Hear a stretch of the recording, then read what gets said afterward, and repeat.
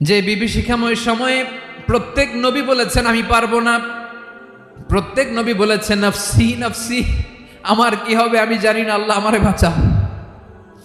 প্রতিটি নবী বলবে নফসি নফসি, আল্লাহ তুমি আমারে বাঁচাও আমারে বাঁচাও। বিশ্বনবী মাথা তুলবেন, তুলে বলবেন রব্বি হাবলি উম্মতি, আল্লাহ তুমি আমার গুনাহগার উম্মতকে বাঁচাও। এই দুনিয়ার বুকে রব্বুল আলামিন সব নবীকে একটা করে দাওয়া মুস্তাজাবা দিয়েছেন, মানে যে দোয়া করলে কবুল হয়ে যায় সাথে সাথেই। দাও বিহা, দুনিয়ার সব নবীরা ওই দোয়াটা দুনিয়ায় করে ফেলেছে।